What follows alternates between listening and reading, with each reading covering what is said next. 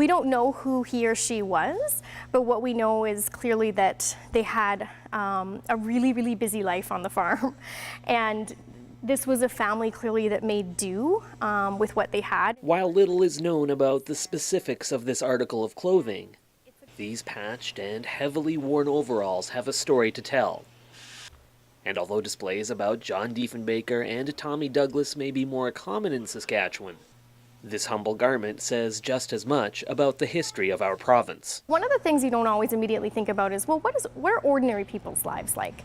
How do we get to understand the real complexity and diversity of our society here? And what has that meant for the nation? What kinds of things have we done that might be very ordinary? They might be extraordinary, but they also might be very sort of everyday. That's the idea behind Our Collective Threads at the Western Development Museum, a display of clothing worn by people in the province that help illustrate our contributions to the country as part of the Canada 150 celebrations. It makes us think for a moment about what it's like to come to Saskatchewan from somewhere else in the world, what that might have been like for her in the 1920s to come to Saskatchewan and help build her community. Like the overalls, these boots highlight the importance of agriculture here in Saskatchewan.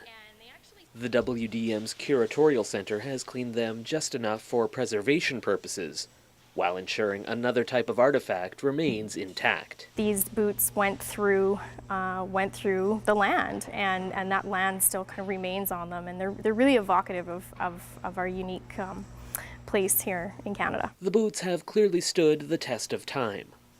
Other items on display are less durable, which is why they are shown in photographic form. Some highlight the darker chapters in Canadian history, but others pay homage to our leisure time. I can't imagine really anything more fun than putting this on and thinking about being back in the 1960s with a big crinoline and doing some square dancing. This is one of 2 exhibits at the museum that examine the fabric of our history through cloth and thread. Women's Hands Building a Nation is on display from the Chinook Guild of Fiber Arts in Calgary, set up to highlight stories that are often overlooked. If you pick up any history book, traditional history book, you'll find that it's all about men, but there's so many other groups and involved in the whole process. And this is one peek at some of the contributions that women have made. Rugs, quilts, and needlework celebrate milestones like women being recognized as people and receiving the right to vote.